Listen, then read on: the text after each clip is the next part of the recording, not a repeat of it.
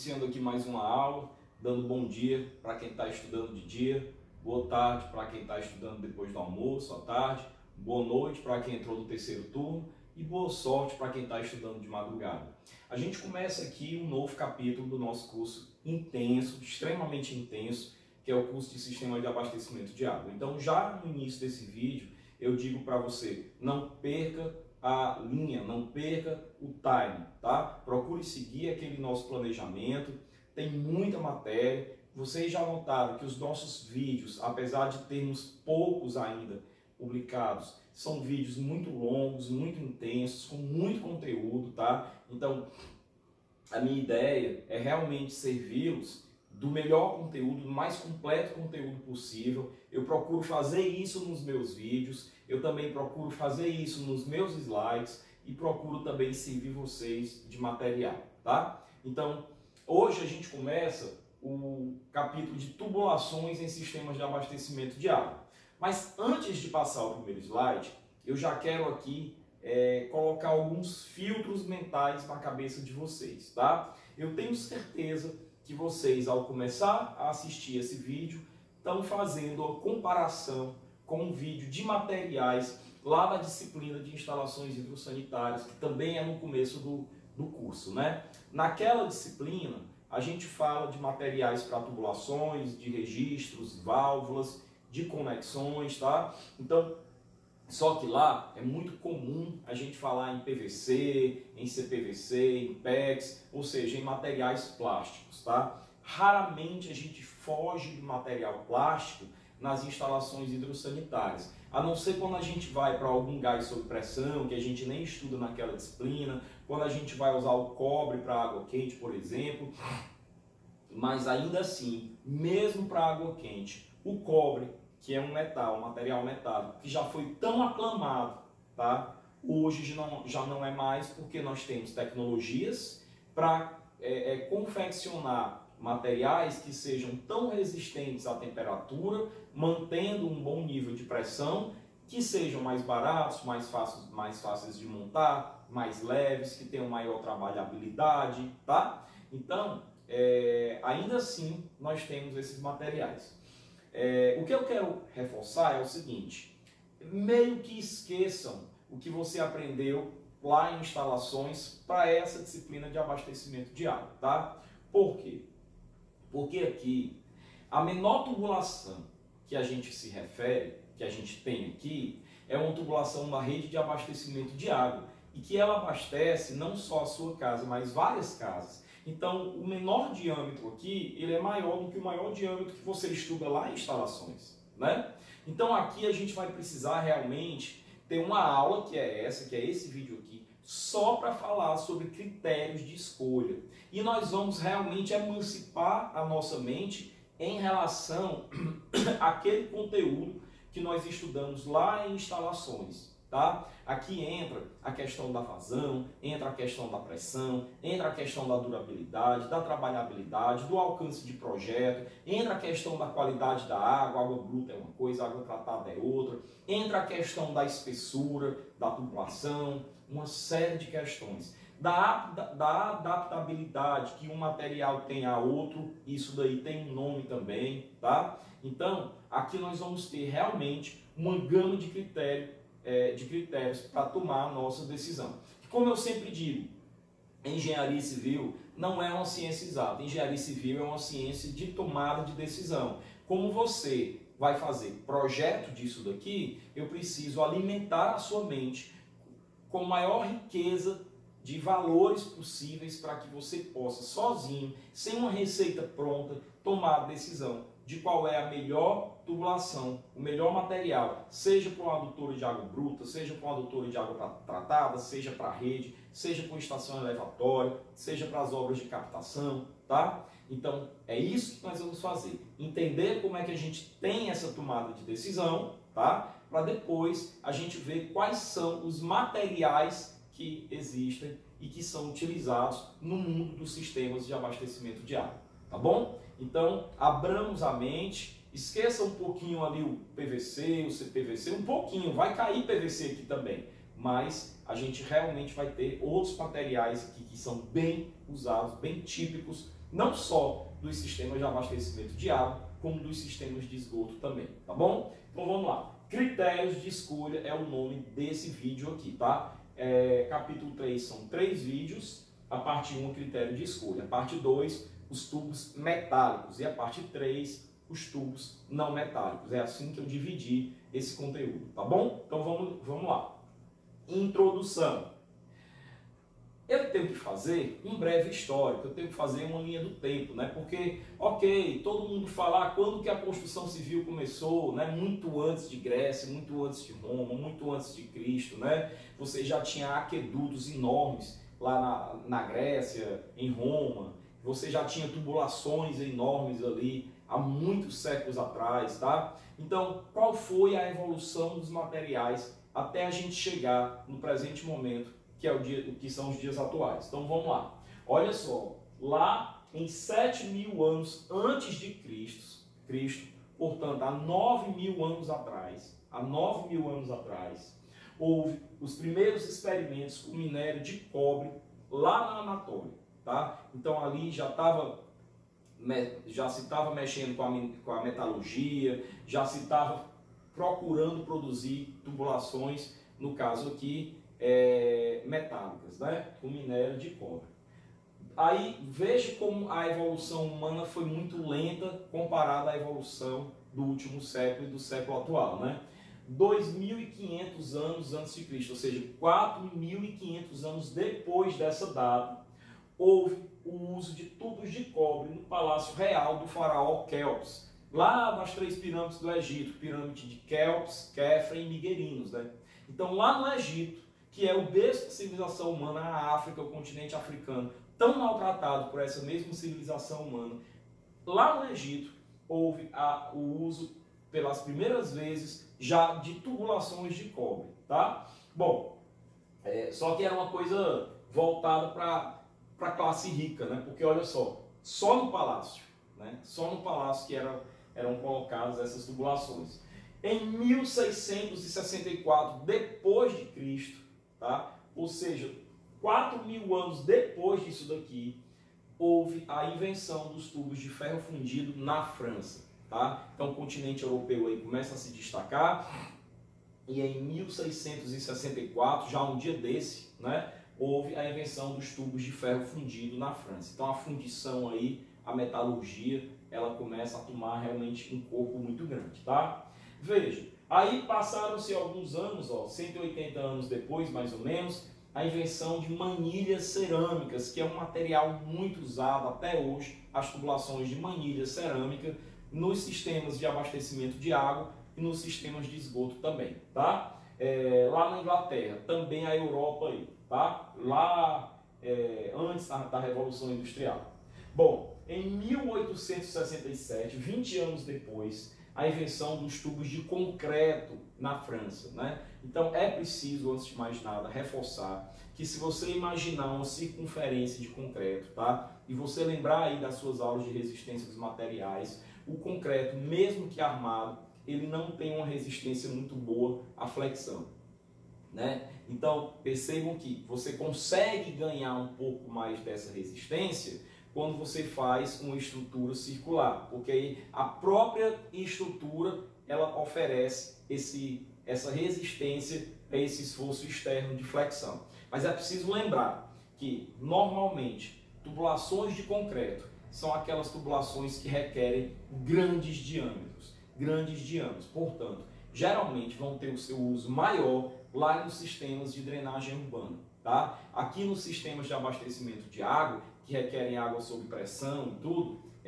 o concreto não é tão utilizado, apesar de ser utilizado também, é uma opção, mas ele não é tão utilizado. Você tem dificuldade para trabalhar, você tem dificuldade para montar, você tem dificuldade para transportar, é muito grande, é muito pesado, tá? Então, realmente o concreto é um material que só é para ser usado no abastecimento de água, em último caso, se não tiver uma opção mais adequada, tá bom? E aí, eu tenho agora, em 1913, pouco mais de 100 anos atrás, né, 107 anos atrás, a invenção dos tubos de cimento amianto. Então, mais um material aí, material que não é metálico, ok? Lá na Itália, tá? E aí depois, olha que novidade legal, invenção dos tubos de ferro fundido centrifugado no Brasil.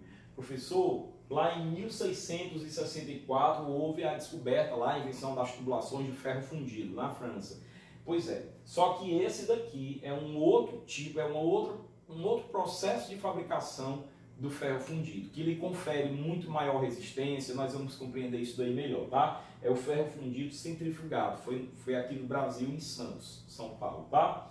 Bom, e aí em 1936 o lançamento dos tubos de PVC na Alemanha, tá? Então olha aí todos os materiais aí sendo contemplados, né? Aí de lá para cá houve uma evolução dos materiais plásticos, o polipropileno, o polietileno, houve uma evolução dos materiais que procuraram ser plásticos, ser leves, mas procuraram ter uma resistência a mais, como o RPVC, que é o PVC reforçado com fibra de vidro, o PRFV, que também é uma tubulação reforçada com fibra de vidro, que lhe confere maior resistência, tá? Então, houve a evolução de lá para cá, não só dos materiais metálicos, como também dos materiais não metálicos de alta resistência, tá? Então, feito isso, aí é importante mencionar isso aqui, ó, para o estudante, uma mensagem para você que vai ter que ter esse comportamento, não só enquanto estudante, mas principalmente depois de formar na sua vida como engenheiro.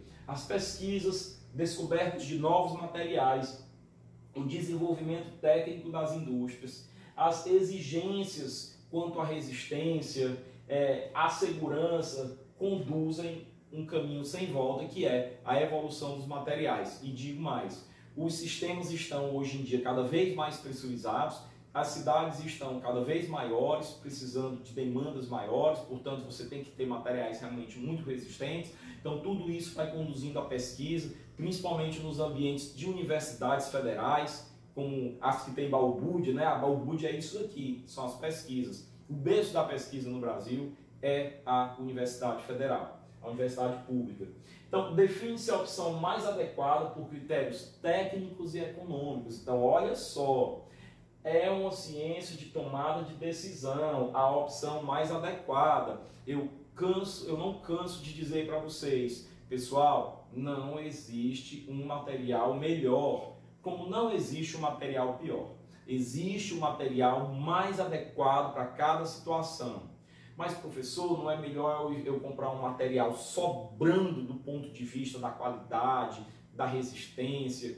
Pois é. O problema é que esse material também é sobrando do ponto de vista do preço, ele se torna mais caro. Então a gente tem que procurar algo que resolva o problema e que seja suficiente aquilo ali. Esse é o material mais adequado. Então é do ponto de vista técnico, tem que aguentar a vazão, tem que aguentar a pressão interna, tem que aguentar os esforços externos. Vejam que eu não vou cair na bobagem que alguns autores cometem de chamar os esforços externos, por exemplo, o esforço do tráfego acima do pavimento da via, de pressão externa.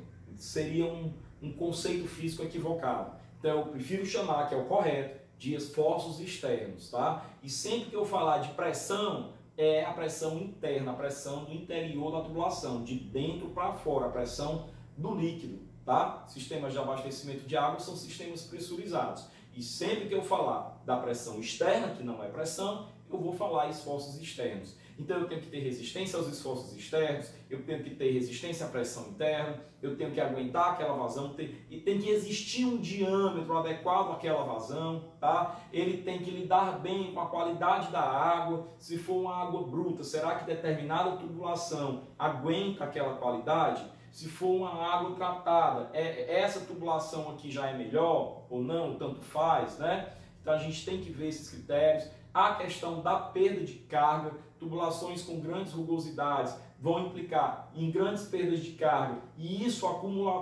cumulativamente ao longo de um sistema de abastecimento de água pode implicar em grandes perdas de eficiência energética, pode implicar em problemas, podem implicar em situações que podem gerar um transiente hidráulico, que daqui a pouco nós vamos comentar o que é um transiente hidráulico direitinho para vocês, tá certo? Então essas situações aí são situações que a gente tem que avaliar, todas elas, tá? Então, atenção aos lançamentos, novos materiais sempre estão sendo lançados. Então, pessoal, não adianta você querer ser engenheiro e ter aquela mentalidade de 50 anos atrás, de que o último estágio profissional da sua vida é o seu diploma de universidade.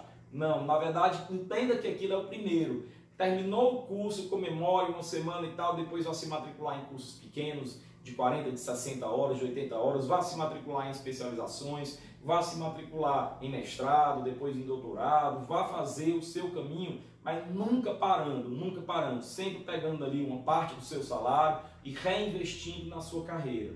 Depois de um tempo desse jeito, depois de 10, 15, 20 anos, você vai ser um profissional de alto nível, de alta performance, super valorizado, tá? Então não para. E uma das formas de não parar é sempre, nesse caso aqui, no que interessa pra gente, participar de feiras, participar de congressos, porque lá você tem exposição de materiais, lá você tem exposição de testes desses materiais, resultados, tá? Você faz network com os fabricantes, então é muito importante, principalmente nessa nossa área aqui, que você esteja sempre conhecendo os materiais que estão sendo lançados, tá? Lembre do médico, o médico toda semana recebe vários representantes de laboratórios no consultório dele. Por qual motivo? Porque ele precisa saber o que é que tem no mercado, né? Então procure também fazer dessa forma, tá? Bom, critérios para a escolha. Então olha só, deve-se considerar diversos fatores técnicos e econômicos, como eu já tinha mencionado. Então o critério para a escolha aqui é técnico e econômico, né? Para que a gente está aprofundando bem mais na questão do critério para a escolha em relação à disciplina de instalações hidrossanitárias. Tudo tem seu momento, né? Chegou o momento de aprofundar esse conteúdo. Então, alguns dos critérios técnicos, eu vou ler o critério e vou explicar um pouco aqui para vocês, tá? Vazão. Então, por exemplo, vamos supor que eu precise de uma vazão muito grande. E essa vazão muito grande implica em um diâmetro muito grande. Por exemplo, 800 milímetros, que é quase um diâmetro de 1 metro, né? Eu pergunto a vocês, será que, por mais que o PVC seja uma tubulação que resista àquela pressão, naquele caso, que eu não tenho a necessidade de uma tubulação maior em função da pressão, mas será que existe tubulação de PVC naquele diâmetro de 800 milímetros, né? Então, quando eu falo a vazão, eu estou falando, na verdade, do diâmetro, né? Existe um diâmetro nessa família de material para essa vazão que eu tenho. Então, a vazão, sem dúvida, é um dos primeiros aspectos, porque é ela que vai determinar o diâmetro que vai servir de base, principal base, para a minha tomada de decisão. Mas não é só a vazão, acompanha, rugosidade, né? A gente, até chegar aqui nessa disciplina de sistemas de abastecimento de água, a gente pode dizer que já tem uma bagagem boa nessa área de hidráulica, né? Vamos recapitular? Você pagou fenômeno dos transportes, tá? Aí ali você viu os primeiros conceitos, ali você estudou rugosidade, aprendeu um pouco sobre carga, perda de carga, né? Escoamento, laminar, permanente, não permanente, que depois a gente vai comentar aqui, uniforme, não uniforme, né? Laminar, e aí vai. Depois você pagou essa cadeira, foi pagar a cadeira de hidráulica, e lá você mergulhou mais fundo, entrou no conceito de carga, de perda de carga, de energia, que nós vamos estudar isso aqui muito, e na verdade a gente fez muito isso já lá em instalações hidrossanitárias, né? Então, aí você entra nesse conceito lá, conhece as equações de carga e de perda de carga, conhece os escoamentos, né? Conhece o tipo de escoamento em conduto livre, em conduto forçado, depois você vai para instalações hidrossanitárias. Aí eu costumo dizer que instalações hidrossanitárias é a primeira disciplina de projeto, ou seja, ela já não é mais do ciclo básico nem do ciclo intermediário. Ela já é uma disciplina que você pega o seu ciclo básico, física, aplica no intermediário, ali na fenômeno de transporte, na hidráulica, e traz agora para o ciclo profissionalizante. É projeto, é aplicação do que você estudou lá, né? Então a gente viu instalações, então a gente já chega aqui em abastecimento de água com uma certa bagagem. Só que a bagagem que a gente tem aqui, eu costumo dizer que equivale à bagagem das outras 3 disciplinas juntas, tá? Então vamos estudar muito, vamos focar muito mesmo na qualidade do estudo dessa disciplina, tá? Então, a rugosidade, ela implica em quê? Ela implica numa maior ou numa menor perda de carga, tá? Então, materiais mais rugosos são materiais que vão ter uma perda de carga maior, certo? É óbvio que eu sempre quero buscar uma perda de carga menor. Agora, tem situações onde uma perda de carga maior é um pouco mais aceitável. Por exemplo, tubulações de pequena extensão, né? Adutoras curtas, algumas tubulações de rede de abastecimento de água. E em outras situações, a perda de carga, quanto maior, pior. Então eu realmente tenho que procurar um material que, além de existir naquele diâmetro, para aquela vazão, me dê a menor perda de carga dentre todos os materiais, porque nesses outros casos, a perda de carga não é aceitável, tá? Então eu tenho que realmente reduzir ao máximo, tá? E quanto maior a perda de carga, mais risco eu tenho da ocorrência de fenômenos transientes localizados, em pontos de mudança de direção, por exemplo, tá? Quanto maior a perda de carga, mais eu tenho uma perda energética, ou seja, a água chega na sua casa com uma pressão menor do que poderia, tá? Se eu tivesse uma perda de carga menor, a água chegaria na sua casa com uma pressão maior, tá? Então a perda de carga tem muito a ver com isso. A perda de carga, o aumento da perda de carga também tem a ver com o risco que você tem de incidentes ou acidentes localizados em pontos de mudança de direção, do escoamento, por exemplo. Então a gente tem que ter essas cautelas, tá? Então realmente a rugosidade é um dos critérios mais importantes para a tomada de decisão de qual material utilizar. Um outro critério, a resistência física e química às ações externas e internas. Vamos lá. Vamos primeiro falar de resistência física, tá? Resistência física à ação interna, resistência à pressão, tá? Então, a gente já estudou lá em instalações hidrossanitárias que numa instalação predial, a menor carga de pressão dinâmica, eu vou anotar aqui, ó, existe lá a pressão dinâmica, olha o D aqui, ó, pressão dinâmica, ela é a mínima, ela é 10 metros de coluna d'água, tá? E lá, isso aqui é em instalações hidrossanitárias, tá? E a máxima que se suporta, que se tolera, que a legislação permite lá, ela não é a dinâmica, ela é a estática, pressão estática máxima. E lá, em instalações, esse valor é de 40 metros de coluna d'água, tá?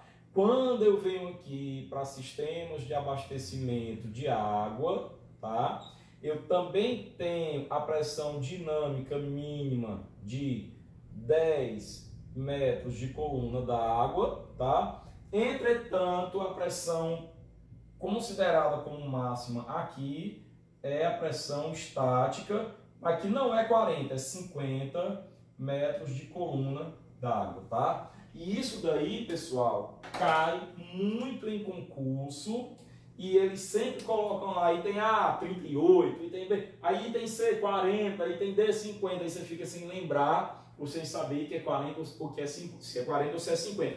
E muita gente termina errando, termina marcando 40, mas 40 é para instalações hidrossanitárias, ou seja, isso aqui é a NBR 5626, tá? E isso daqui são as NBRs de abastecimento de água, tá? Então vamos lá. Já que eu estou aqui falando de resistência interna à pressão, eu vou repetir, porque isso já foi falado em instalações, mas eu vou falar pela primeira vez e vou falar outras mais na frente. Qual é a diferença entre pressão dinâmica e pressão estática, tá certo? Pessoal, vamos imaginar uma tubulação hipotética passando aqui na horizontal, na altura dos meus olhos, tá? Do canto esquerdo até o canto direito da tela, visto por você, tá? Então eu tenho uma tubulação aqui e dentro está passando água. Bem aqui, à minha direita, à esquerda de vocês, é um reservatório, tá? Que vai abastecer aqui do lado esquerdo alguns pontos de consumo. Isso daí tanto pode ser uma rede de distribuição, uma adutora, como pode também ser uma tubulação de água fria de uma instalação predial, tá?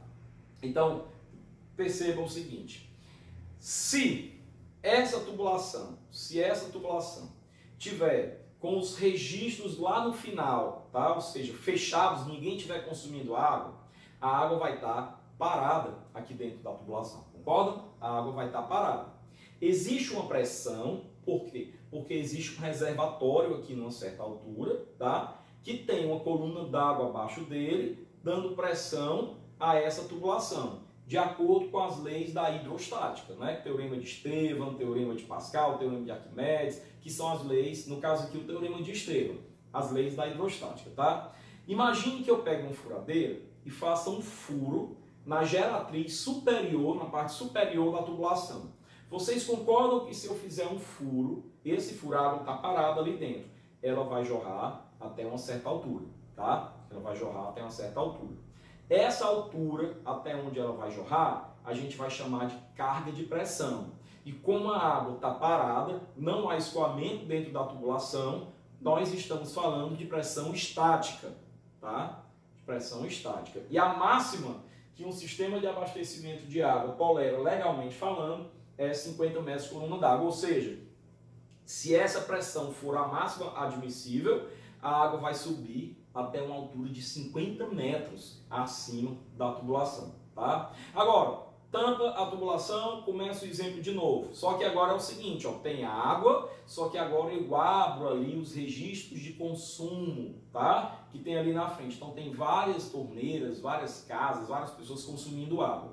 O que é que vai mudar dentro da tubulação? Vocês concordam que agora o que tem dentro da tubulação não está mais parado, não está mais estático, em repouso, agora vai estar em movimento? Eu tenho agora um escoamento, né? E aí eu faço a seguinte pergunta para vocês. Se eu fizer um furo, novamente aqui, com essa água em escoamento, essa água vai subir, né? Você acha que essa água vai subir até uma altura maior ou até uma altura menor do que na condição anterior de pressão estática? Tá?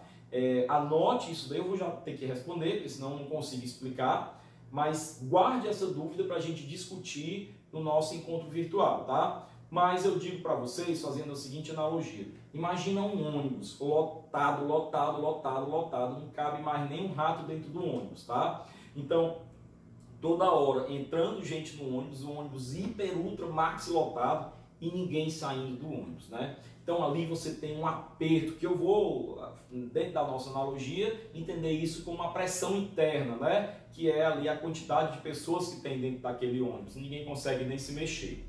Agora, você concorda que se eu tiver um início de movimento onde começam as pessoas saírem e outras pessoas entrando, uma saindo, outra entrando, você concorda que a pressão alivia, né? Pois é.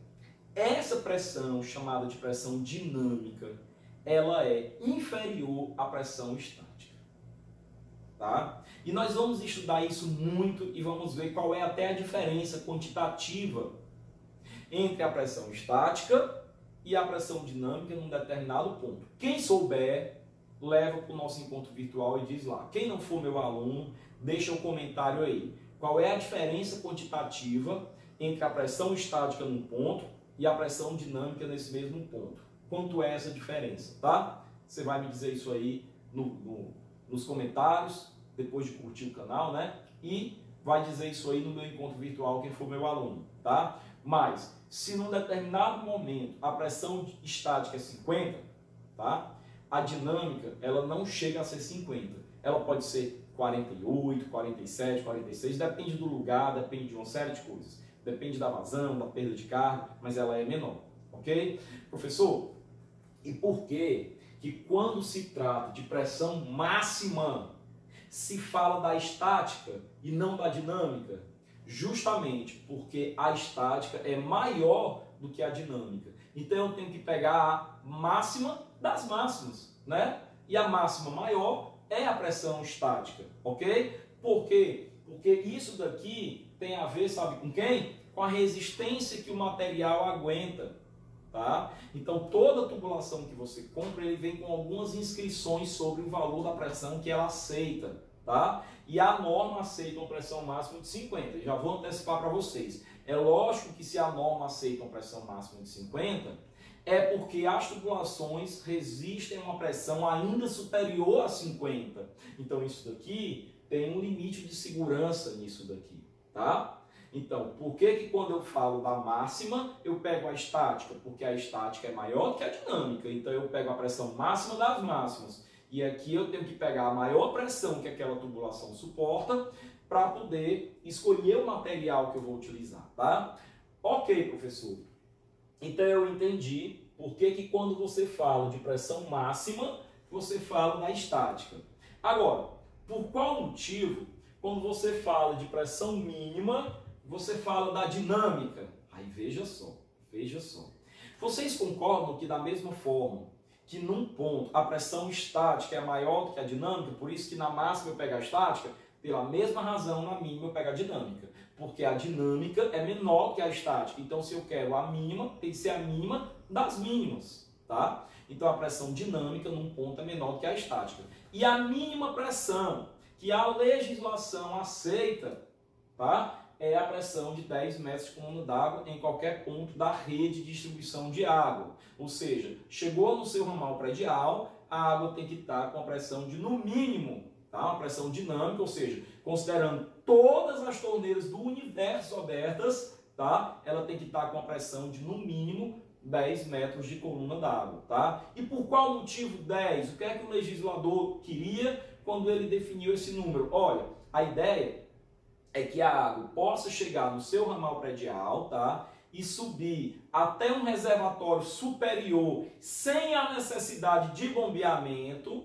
sem a necessidade, portanto, de reservatório inferior. Isso daí lá em instalações hidrossanitárias seria um sistema indireto sem bombeamento, que é aquele que eu não tenho bomba, e já que eu não tenho bomba eu retiro a cisterna, eu deixo só o reservatório superior. Porém, para que eu tenha esse sistema funcionando, eu preciso ter confiabilidade de que a rede pública tem realmente uma pressão de 10 metros por coluna d'água, que é para que ela possa subir até uma edificação de 3 pavimentos, ou na verdade de até 3 pavimentos, sem a necessidade de execução de bombeamento, tá?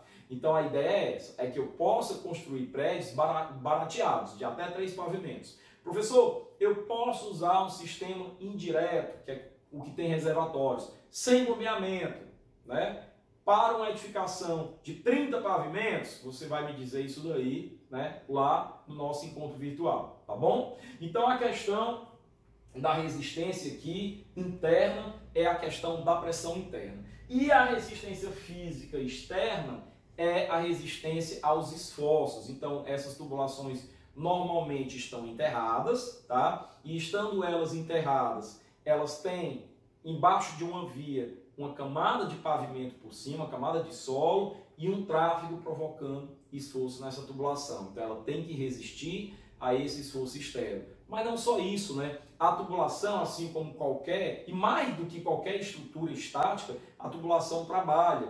Então, em pontos de curva, ela sofre um esforço muito grande devido à força centrífuga, né? Então, eu tenho que ter ali um ancoramento, uma ancoragem muito bem feita. Então, eu tenho que ter uma execução muito perfeita das juntas, tá? Então, tudo isso compõe a questão da resistência física aos esforços externos. Até a junta, o tipo de junta que nós vamos estudar muito aqui, que a gente não deu muita importância lá em instalações, é critério de escolha também. A facilidade de montagem, de desmontagem, tá? Professor, e o que seria resistência química a ações internas e externas?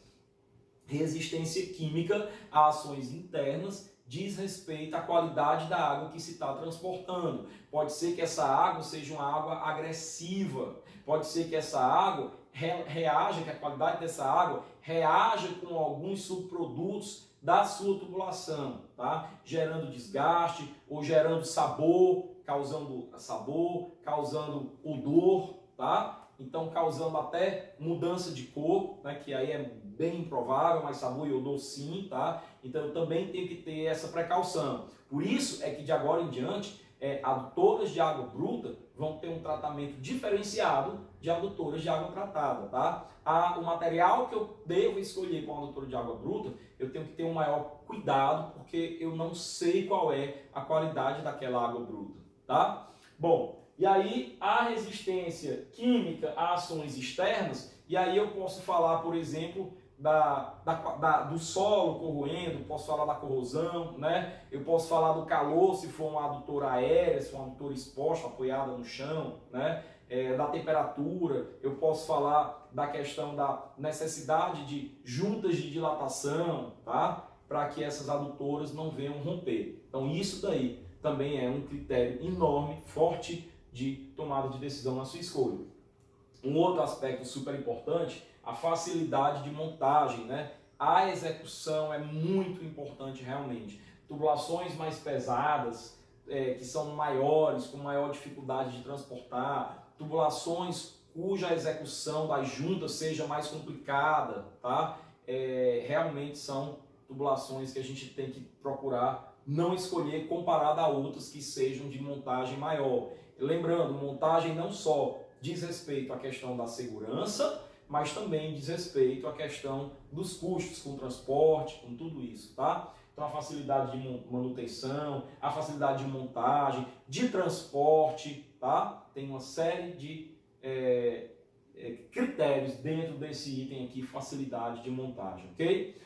O tempo de execução da obra, a manutenção. E aí realmente tem alguns equipamentos que eu preciso dar manutenção mais do que outros equipamentos. Em geral, adutoras, dificilmente você dá manutenção, né? É uma tubulaçãozinha, a água está passando por ali, tranquilo. Depois de um tempo envelhece, há uma perda de carga maior, você troca um trechinho. Agora, me diga você, qual é uma parte do sistema de abastecimento de água que realmente requer observação, que realmente requer manutenção o tempo todo? A estação elevatória de água, tá? Por quê? Porque bombas são equipamentos mecânicos e bombas quebram, bombas danificam, né? Bombas podem receber ali uma água de má qualidade e danificar em função disso, tá? Então você precisa de bate-pronto, você precisa em tempo hábil, de forma rápida, precisa e objetiva, fazer ali uma execução. É por isso que os materiais que eu uso para a estação elevatória, eles têm que ter como principal ponto de partida a facilidade de montagem e desmontagem. E isso vai implicar no tipo de junta que eu vou utilizar, tá? Eu não vou dizer agora qual é, quem souber já anota, mas eu não vou dizer agora, vai ter um momento para isso. Então, isso vai implicar claramente no tipo de junta. Eu vou escolher o meu material da estação elevatória, claramente, principalmente pela facilidade de montagem e desmontagem. E isso diz respeito ao tipo de junta que eu tenho, tá? A qualidade sanitária, isso aqui meio que já foi falado nesse item de resistência química, né? Então, eu não posso utilizar um material que possa reagir com alguns subprodutos da água bruta ou até mesmo da água tratada e conferir alguma má qualidade do ponto de vista da potabilidade, tá? Como, por exemplo, sabor ou odor, tá bom? Então a gente tem que ter esse cuidado também. Por isso a gente tem que conhecer um pouco a fundo esses materiais. O desempenho do sistema de forma a minimizar a ocorrência de interrupções no abastecimento e garantir a segurança do sistema. Então olha só, aqui tem um mundo de coisas. Segurança do sistema, que realmente eu evite golpes de arite, transientes hidráulicos, evite rompimentos, ou seja, o material que suporte aquela resistência, tá? De forma contínua, minimizar a ocorrência e interrupção. Então, quando eu falei, por exemplo, aqui, que na estação elevatória eu devo usar materiais cuja montagem e desmontagem sejam rápidas, eu estou sim minimizando a ocorrência de interrupção, ou reduzindo o tempo da interrupção, tá? Então, todos esses são critérios muito importantes na tomada de decisão. Mas vamos para frente. Eu também tenho critérios econômicos, tá? Devem permitir a execução da obra de acordo com o cronograma.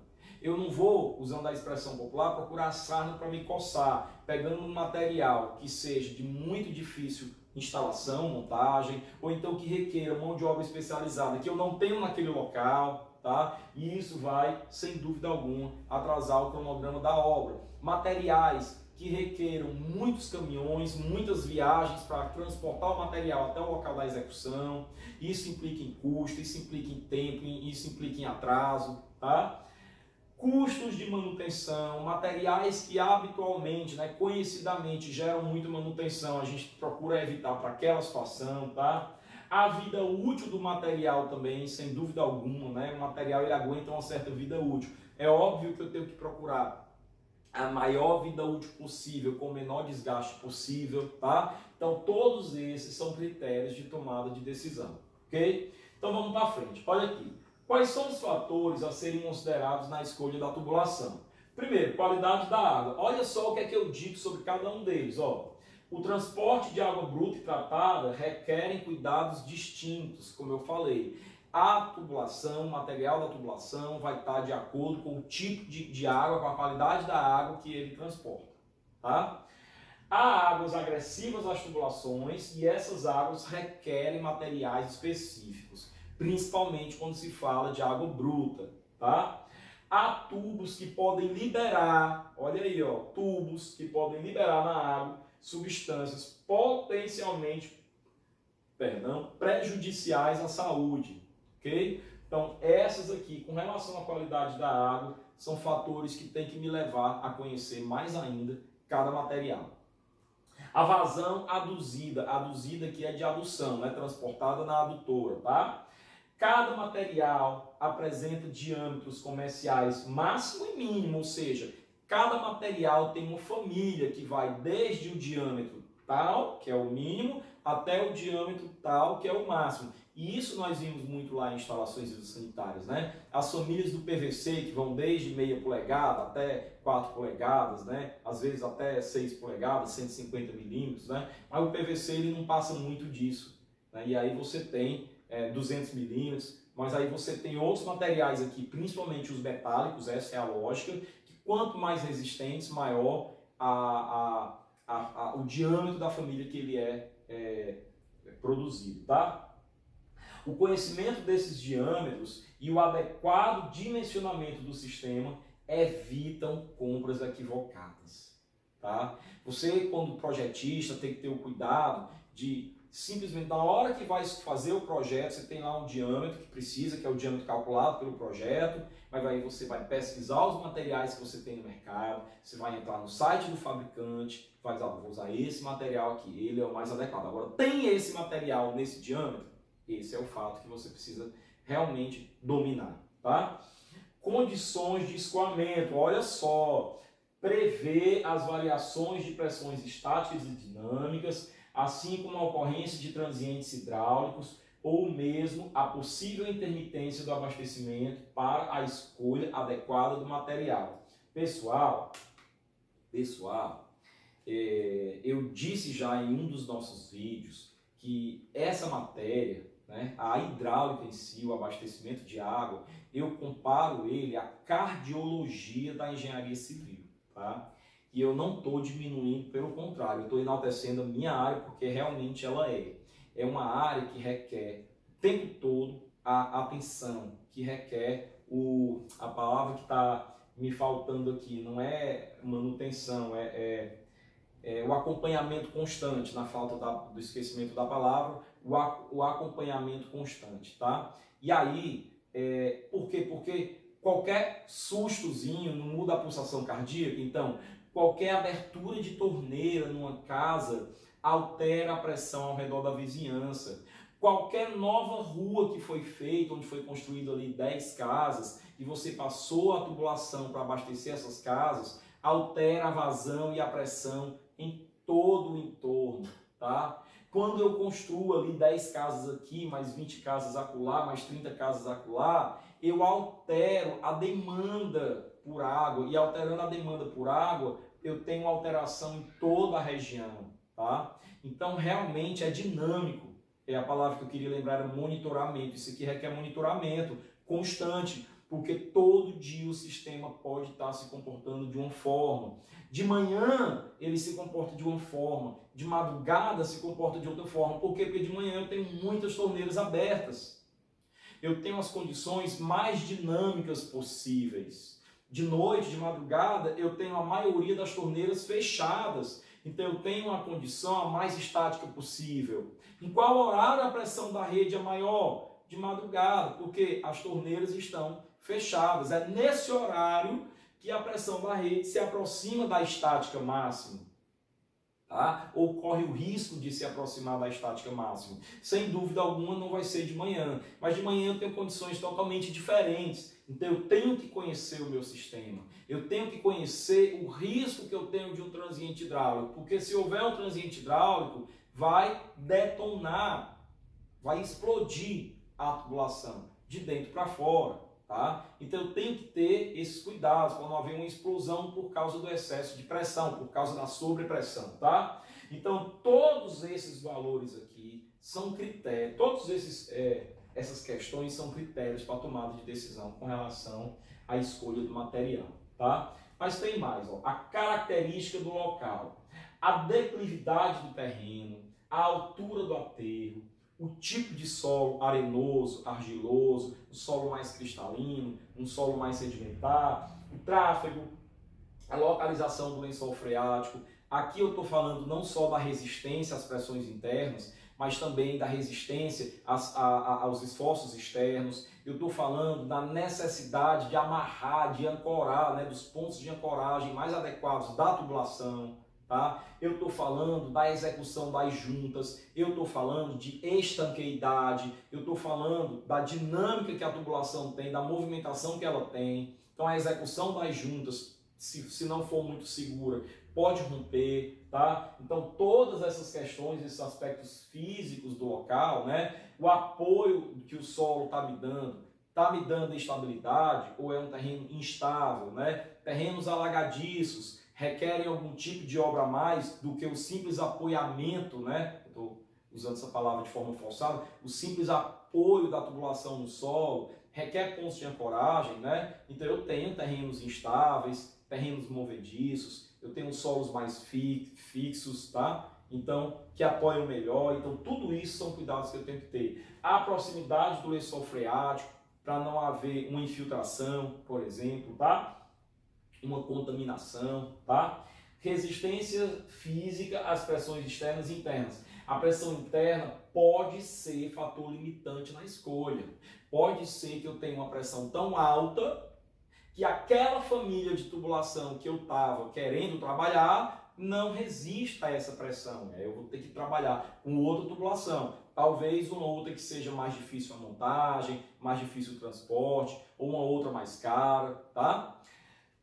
Cargas externas também, mesmo raciocínio vale para as pressões internas e para os esforços externos, tá? Conhecer os valores limite da resistência que a tubulação tem, abração, compressão, flexão, deformação, fadiga, ou seja, ler muito bem o material, o manual daquela tubulação do proprietário, né? O manual daquela tubulação, as características técnicas dela, tá?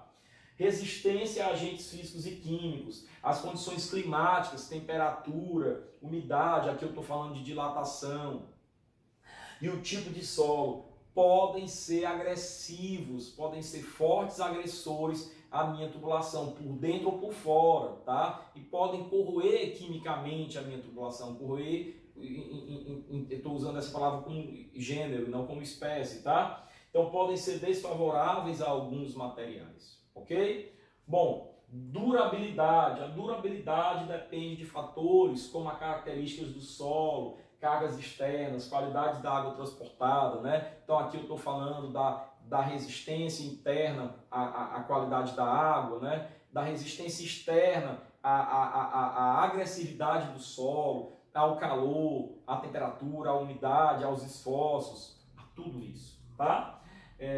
Facilidade de assentamento e manutenção.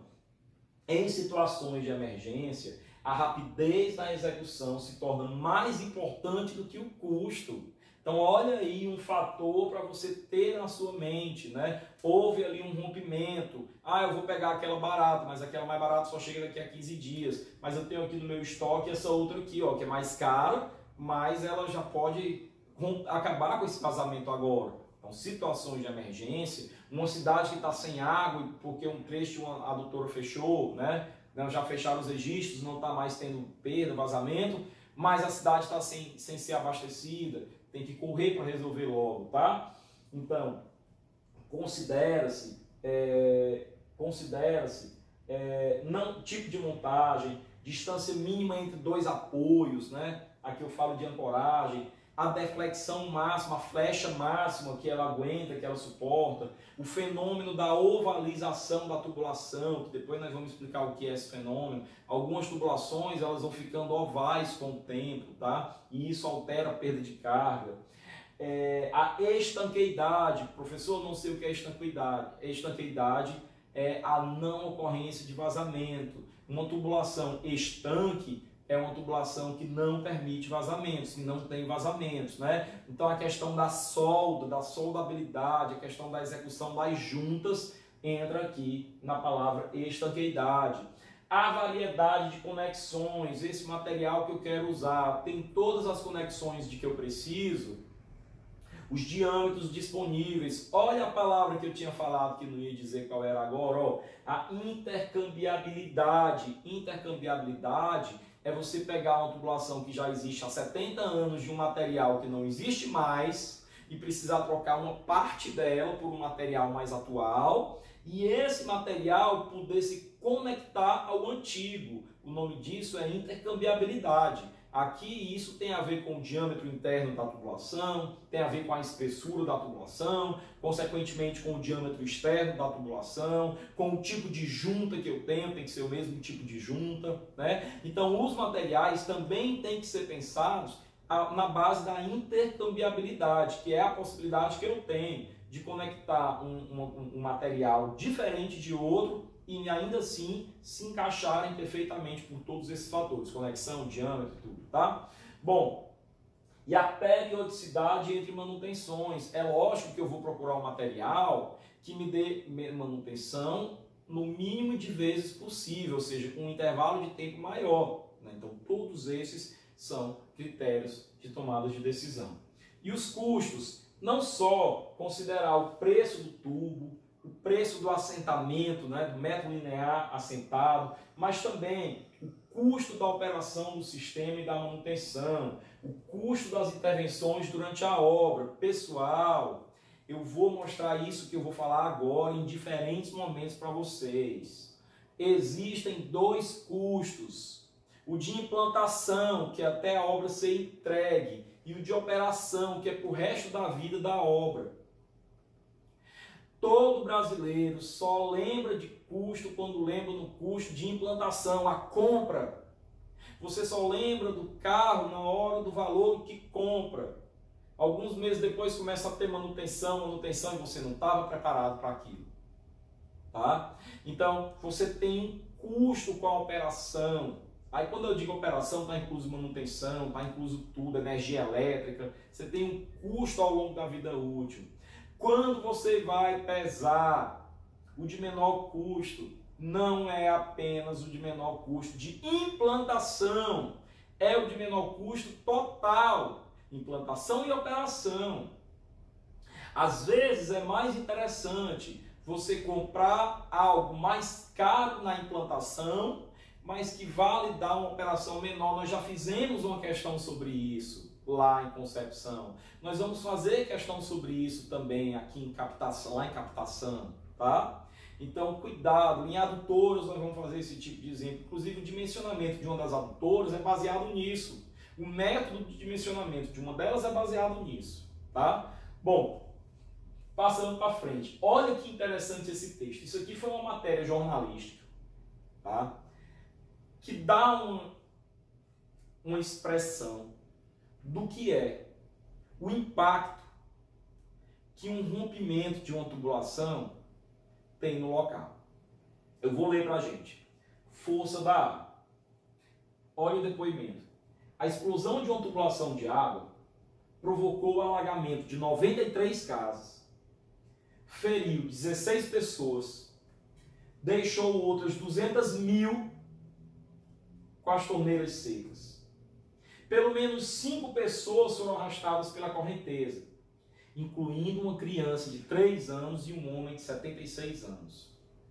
As vítimas sofreram diversas escoriações, onde antes passava um cano de ferro fundido de 80 centímetros de diâmetro, 800 milímetros, quase 1 metro, um grande diâmetro. Nós estamos falando de água sob pressão aqui, pessoal, de um sistema pressurizado, de uma pressão imensa, de uma força imensa. Formou-se uma cratera de 10 metros de comprimento, 5 de largura e 4 de profundidade. Cratera equivalente à cratera produzida por um meteorito. tá? Parecia uma cachoeira saindo do chão, da altura do poste, disse o advogado que mora a 30 metros da cratera e que teve o carro arrastado na rua por 50 metros. Ainda de madrugada, a Defesa Civil interditou 8 imóveis por causa de desabamentos e rachaduras. As famílias seriam levadas para a casa de parentes ou hotéis pagos pela companhia de saneamento. Olha para quem que é o prejuízo aí, né? Quem é o responsável. Os prejuízos dos moradores do bairro seriam ressarcidos pelo seguro da própria companhia de saneamento. Quando se fala de sistema pressurizado, se fala disso. A água subiu até a altura de um poste, ela subiu foi pouco, né? Um poste tem 6 metros, ela subiu foi pouco, tá? É para subir mais, acima de 10, esse é o mínimo, tá? Vamos para frente. As possíveis causas do que ocorreu nesse texto. Escolha inadequada de materiais, das tubulações, materiais que talvez aí não aguentaram aquela pressão. Erro de projeto, onde talvez aí eu não previ a possibilidade de ocorrência de um transiente hidráulico, que é algo que nós vamos comentar muito o que é, vamos explicar o que é. A minha tese de doutorado foi uma tese que falou sobre transientes hidráulicos em redes de abastecimento. É uma tese muito rara, porque normalmente quem trabalha com transiente já é considerado louco, né? E aí ele trabalha em adutora, que é uma tubulação única. Eu fiz um estudo sobre transientes hidráulicos em redes de abastecimento de água. Um estudo muito complexo, muito legal. Falha operacional, uma falha do sistema, uma bomba que parou, uma energia elétrica que aconteceu, uma parada de energia elétrica que aconteceu e que pode ter gerado um transiente hidráulico, tá? Fadiga do material da tubulação, tá? Acomodação do solo, algum recalque que pode ter gerado movimentação da tubulação, né? Deslocamento da execução da junta, tremores de terra, excesso de esforço externo, excesso de tráfego acima da tubulação, rompeu de fora para dentro, tá? Todos esses aí são fatores que podem ser, que são possíveis causas para o que aconteceu ali. Tá? Então o projetista ele tem que se cercar da maior segurança possível, porque quando acontece uma situação é como aquela que a gente viu, tá? Bom, cada material possui limites de pressão para uso prático, usualmente para cada dm, diâmetro nominal, que a gente já sabe o que é, o diâmetro da fábrica, né? A família de diâmetros, definem-se as seguintes terminologias relativas à pressão. Olha só, até agora você só tinha estudado que era pressão dinâmica e pressão estática, né? Mas olha só quantos tipos de pressão eu tenho na inscrição de cada material. Olha só, PSA, pressão de serviço admissível, é aquela que é estimada que dá segurança de forma contínua, só que em regime permanente, sem o golpe de Ariete, tá? Deixa eu explicar, porque aqui nós vamos falar muito de golpe de Ariete. Olha, a primeira coisa, quando você fala leite condensado, você fala leite condensado ou leite moça? Quando você fala leite em pó, você fala leite em pó ou leite ninho? Quando você fala, eu vou tirar uma cópia, você também fala tirar uma xerox? Pois é, você está usando aí uma figura de linguagem que troca a marca, uma marca, pela espécie, né? Então, o certo é leite em pó, o certo é cópia, né? Fotocópia e tudo. Então, o golpe de Ariete, ele é apenas um dos 3 tipos de transientes hidráulicos que existem. Então, existem 3 tipos de transientes hidráulicos. O golpe de Ariete, ele é um deles. Mas, culturalmente, a linguagem falada usa muito golpe de Ariete, querendo dizer transiente hidráulico, tá? Então, eu, aqui nas minhas aulas, sempre vou usar a terminologia correta, transiente hidráulico. Mas, professor, o que é um transiente hidráulico? Aí, vamos lá. Para eu explicar para vocês o que é um fenômeno transiente, um escoamento transiente, eu preciso primeiro explicar para vocês o que é um escoamento permanente, tá? Então vamos lá. Vamos imaginar novamente aquela tubulação da gente ali, certo? Vamos imaginar, ela está passando aqui na horizontal, tá? E eu tenho um pontinho bem aqui, ó. Eu tenho um pontinho bem aqui, tá? Marquei o ponto, pá. E aí, olha só, ao longo do tempo, desde o momento t igual a 0, a água passando, escoando, eu vou analisar as condições hidráulicas nesse ponto. Então, veja que para eu analisar se o escoamento é permanente ou não, eu pego um único ponto, eu não pego pontos diferentes, eu pego um único ponto, tá? E vario a variável tempo, ou seja, deixo o tempo passar.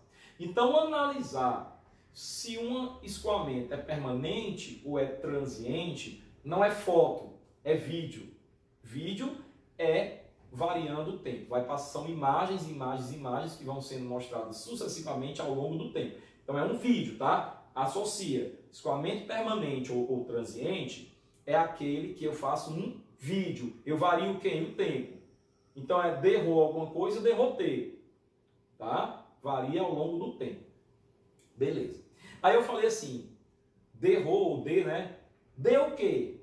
Esse D, essa variável que vai estar lá no numerador da minha derivada, vai ser uma das condições hidráulicas que eu vou analisar. Pressão, tá? Vazão, ok? Quando eu digo vazão, eu não só falo da intensidade dela, mas do sentido dela, tá? Então, se ao longo do tempo esse ponto permanecer com as suas características hidráulicas invariáveis, se elas não mudarem, nem pressão muda, nem vazão muda e nem velocidade muda, eu digo que esse escoamento é um escoamento permanente.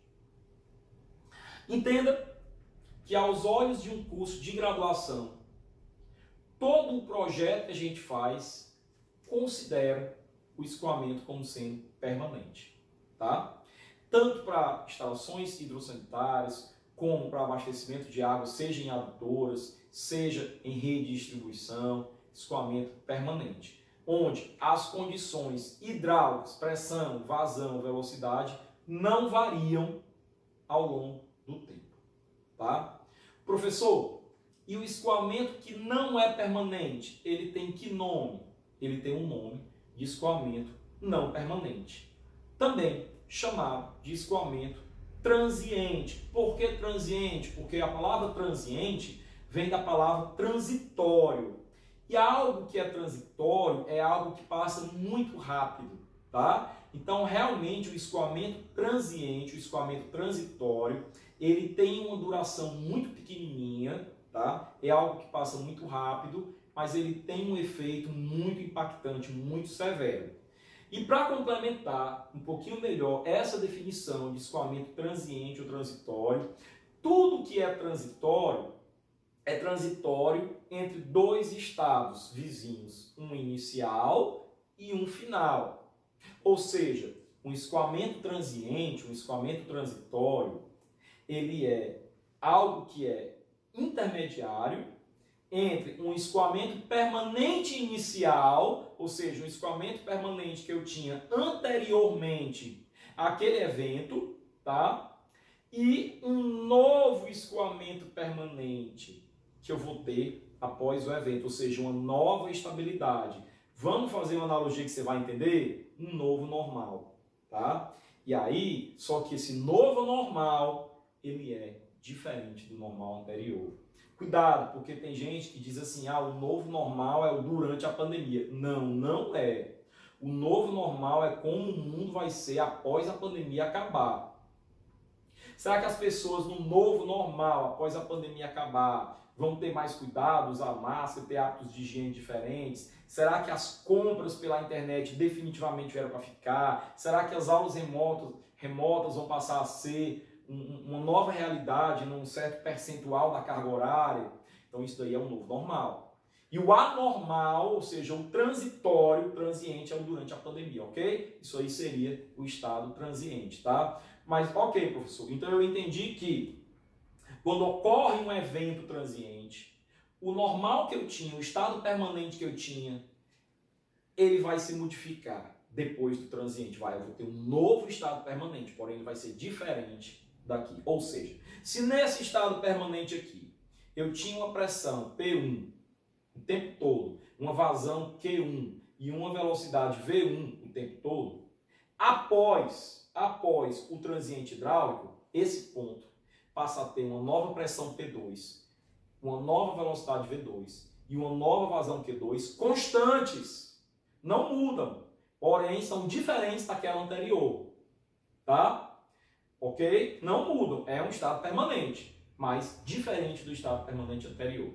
E sobre o estado transitório, que dura uma fraçãozinha de segundo, muito rápido, mas que tem um estrago também muito grande, como é que eu veria o meu vídeo? Eu veria o meu ponto fazendo isso aqui, ó, em termos de pressão, sobe e baixa, ficaria assim.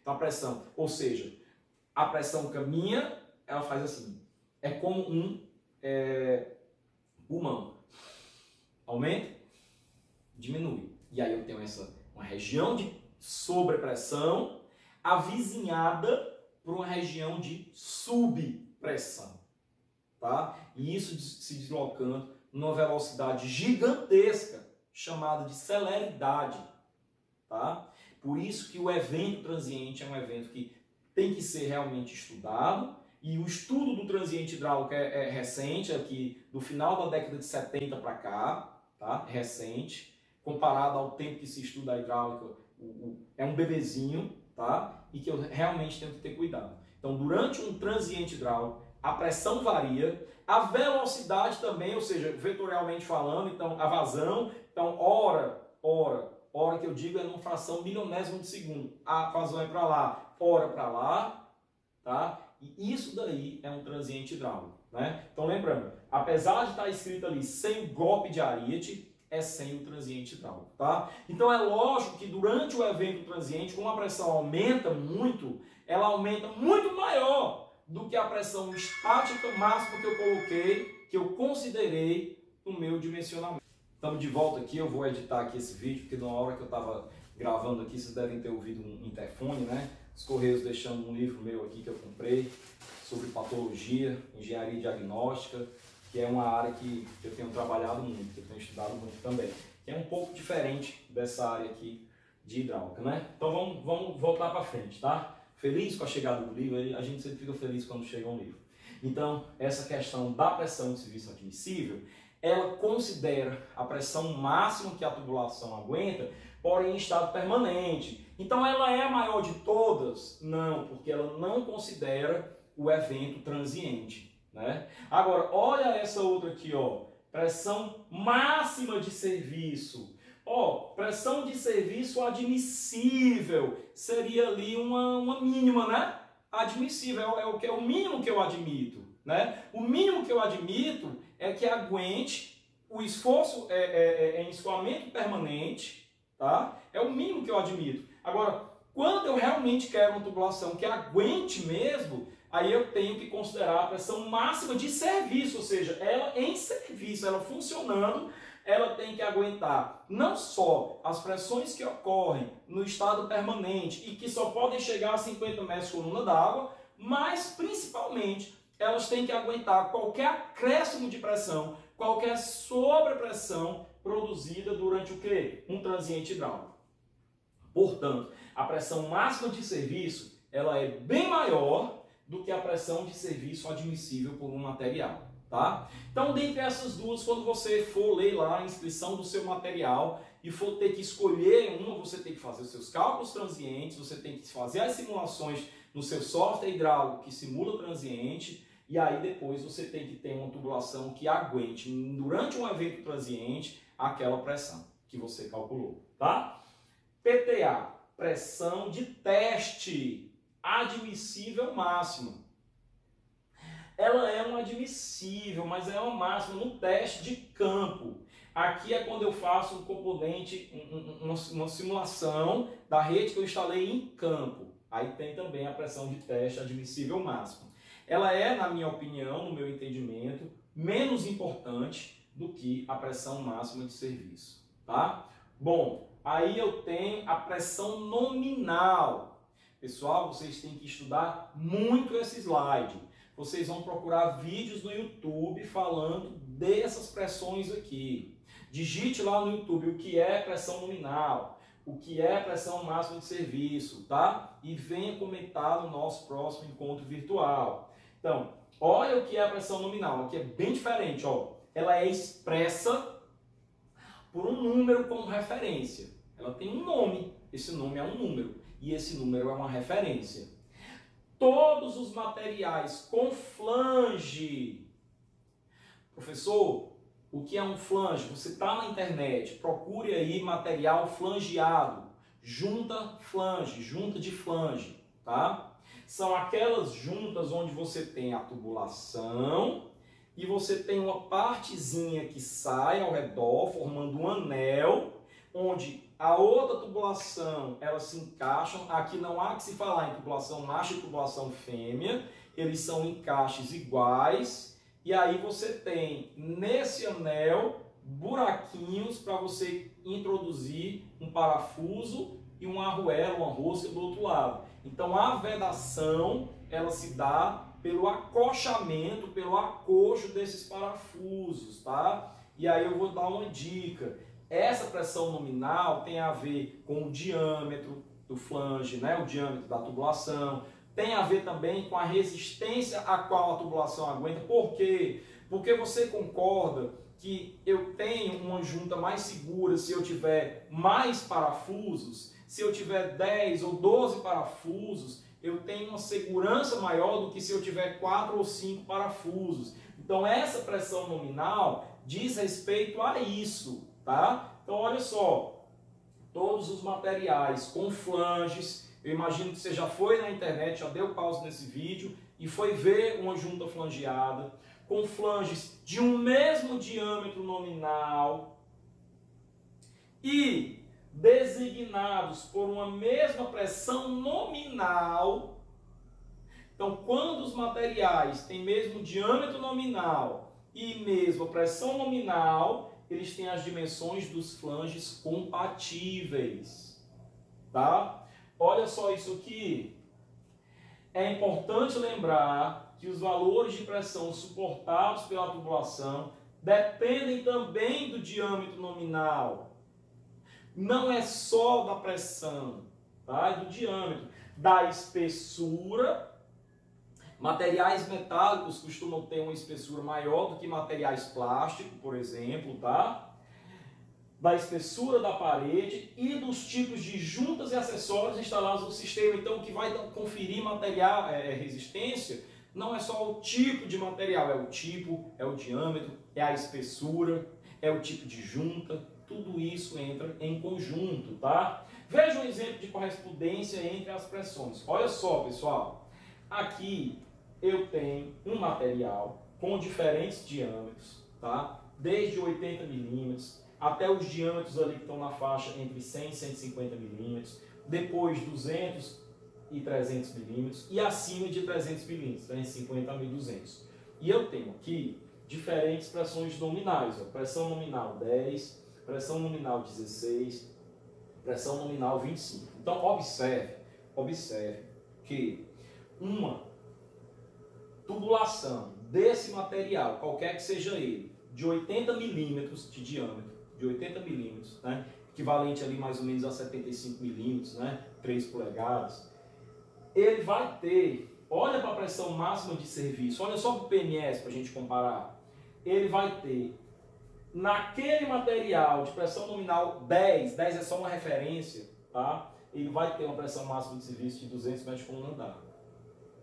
Mas, Adriano, eu quero uma pressão maior, então eu tenho que partir com um PN maior. O PN de 16 tem o mesmo, 200. Mas olha o PN 25, 480. Tá bom? Então, a mesma analogia que eu fiz para esse de 80 vale para os outros. Se eu vier aqui para esse de 200, ó, ele tem aqui para o PN10, 120 metros por coluna d'água. Para o PN16, 200 metros por coluna d'água de pressão máxima de serviço, que é aquela que considera o transiente hidráulico.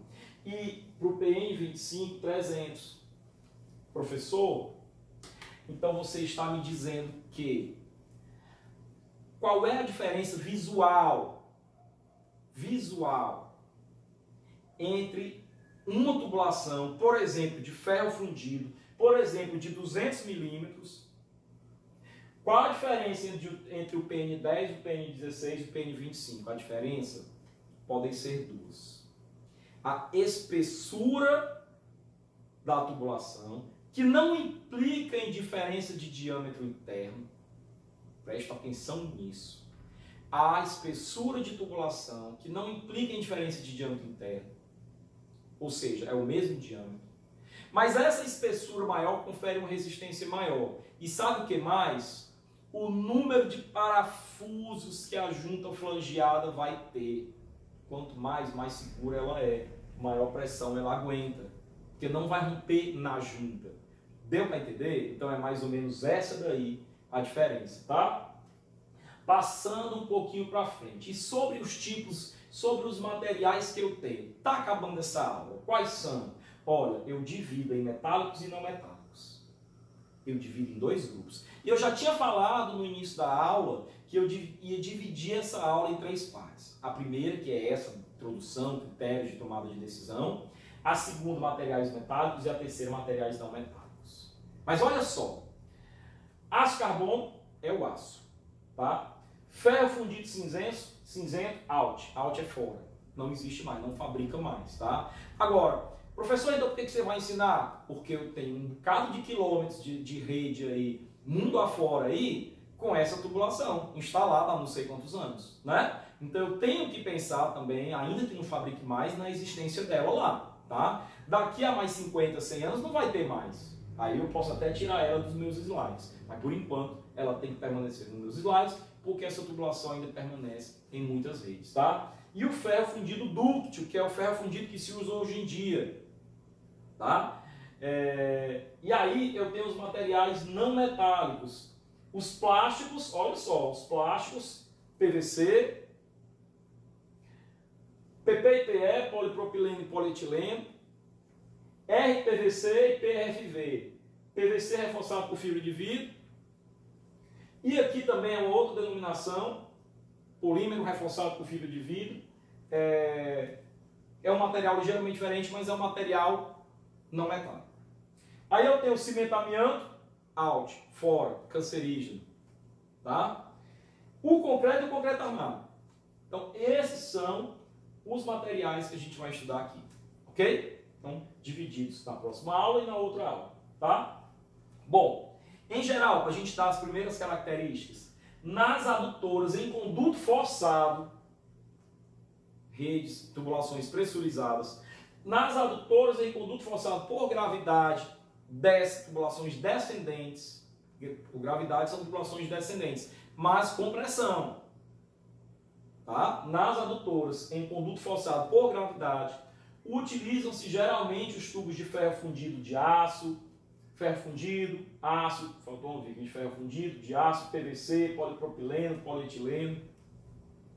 Geralmente essas. Depende da vazão, do diâmetro, de tudo aquilo. Tá? Das pressões que esses materiais suportam, tá? Dos pontos de ancoragem que eu vou ter que ter, depende de tudo isso, tá? Nas adutoras por recalque, que são adutoras onde realmente a bomba vai conferir uma pressão gigantesca à água naquela adutora, onde aqui eu preciso realmente de um material que tenha uma resistência grande à pressão interna, tá? Os tubos de ferro fundido ou aço, olha aí, ó, adutoras por recalque, eu nem falo em material não metálico. Nas adutoras por gravidade, ainda que em conduto forçado, eu até tolero, porque as pressões aqui são menores, eu até tolero os materiais plásticos, fazendo aquela ressalva, considerando qual é a vazão, qual a resistência que o material aguenta, mas em adutoras por recalque, que vão levar a água de um ponto para um ponto superior, para uma cota superior, aqui não há que se falar em material não metálico, tá?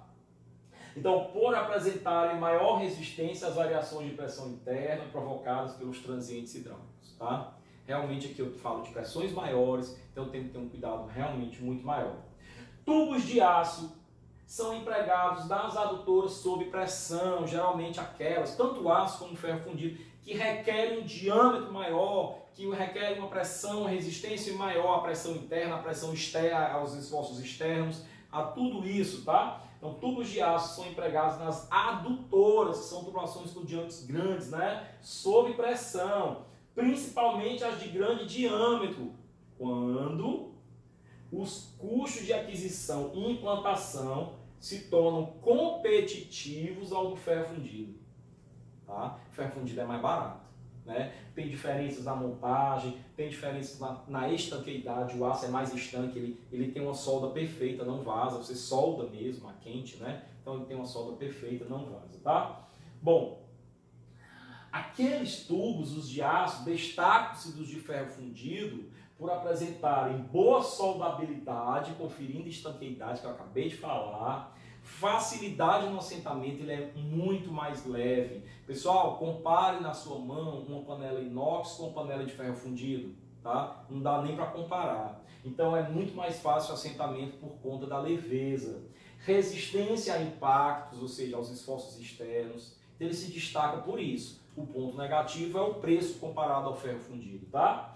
Porém, como desvantagem, olha só, presta atenção aqui, a desvantagem do aço, ó, requerem um dimensionamento cuidadoso em relação à espessura da sua parede, a fim de evitar o seu colapso quando submetidas a subpressões, ele não aguenta, ele não trabalha bem a subpressão e a dilatações térmicas, tá? Então, como é um material só, todo soldado, ele não vai trabalhar bem com a dilatação. Portanto, é muito complicado, por exemplo, você colocar uma adutora de aço no Nordeste brasileiro quente, sem chuva, apoiada no terreno, exposta à temperatura dia e noite, principalmente Mossoró, que tem uma amplitude térmica muito grande, né? Então, nesse caso, o aço não é muito recomendável.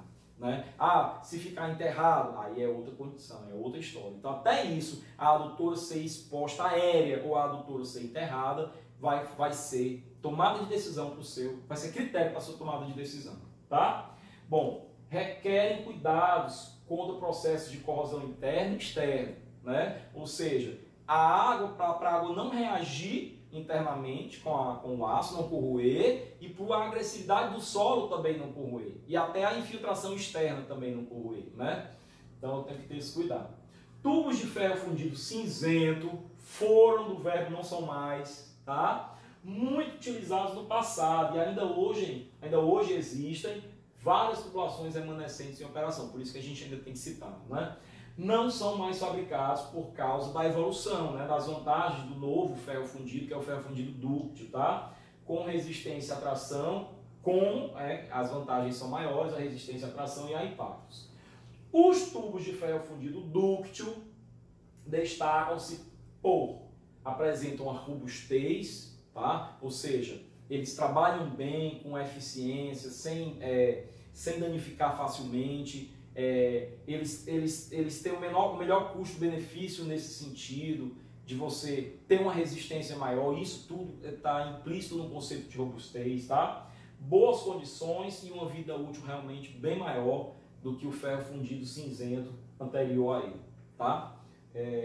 E aí eu tenho, e os tubos de PVC? Esses eu tenho certeza que vocês são experts, né? Baixas resistências às pressões internas, esse daqui é uma desvantagem. Olha só, pessoal, ó, comparado aos metálicos. Aqui no abastecimento de água, o PVC deixa de ser o filho querido, tá? Por quê? Porque ele tem baixa resistência. Então, onde que eu uso mais aqui em abastecimento de água o PVC? No ramal predial, em pequenas tubulações da rede, de preferência que nem sejam tubulações de rede malhada, em redezinhas ramificadas, pequenas áreas rurais, tá? Mas o PVC aqui realmente ele não é tão seguro para as pressões observadas num sistema de abastecimento de água e para as vazões como outros materiais, tá? Ele aguenta pressões máximas de serviço inferiores a 100 metros por coluna d'água. Facilmente você ultrapassa 3, 4 vezes esse valor durante um transiente hidráulico. Então você tem que ter esse cuidado. Poucos diâmetros comerciais disponíveis, ele não vai até diâmetros grandes, então ele é muito adequado para as instalações hidrossanitárias, mas aqui para o abastecimento de água nem tanto, tá? Embora se use também. E como vantagens? A gente conhece a elevada resistência química, ele não reage quimicamente com a água, baixo custo de aquisição, instalação, montagem, transporte, elevada resistência a processos corrosivos, tudo isso daí é o PVC. Professor, e o polietileno e o polipropileno também são materiais não metálicos. Olha aqui, ó, boa soldabilidade, conferindo estanqueidade, leveza, elevada resistência química, tá? Os tubos de RPVC, PVC reforçado com fibra de vidro, e PRFV, poliéster reforçado com fibra de vidro, destacam-se por maior resistência. O próprio nome reforçado já dá essa ideia. Esses dois tubos, esses dois materiais que tem um R na frente, esse reforçado, reforça a ideia do aumento da resistência, tá? As pressões internas, elevada resistência química. Em geral, pessoal, esses materiais não metálicos, eles têm essas mesmas características: boa resistência, baixa perda de carga, leveza, transporte, facilidade do manuseio, tá? Aí, quando coloca o nome reforçado, ele tem resistências maiores do que os que não têm o nome reforçado. Então, por exemplo, o RPVC é mais resistente do que o PVC, logicamente, tá? Bom, os tubos de concreto armado são indicados. Ó, concreto, pessoal, é quando eu realmente preciso trabalhar grandes diâmetros. Olha só, especialmente para adutores de grande diâmetro. Olha só aqui, ó, com galerias de águas pluviais, com escoamento livre, ele não tolera muita pressão. Então, sistemas pressurizados, concreto armado, não. Tá? Então, mas dá para botar em adutoras? Dá, desde que seja adutora por gravidade em conduto livre, que vai descer como um canal, como se fosse água pluvial, por exemplo, tá? Que é escoamento em conduto livre, ok? Então, o concreto ele tem essa característica. Não se usa concreto armado para tubos submetidos a alta pressão, tá? O cimento amianto encontrou lá no passado muita aplicação em tubulações de diâmetro de pequeno a moderado diâmetro, tanto em adutores como em rede de distribuição. Mas aí tem a questão dele quimicamente não ser bom, de ser agressivo à saúde humana, né, de gerar câncer. Então, o cimento amianto foi retirado aí, foi extinto, tá bom? Então, a gente encerra esse nosso primeiro encontro, tá? Vou deixando aqui para vocês um belo savabona e a gente se encontra aí na nossa próxima aula, que a gente vai falar no próximo vídeo de materiais metálicos. Então, savabona.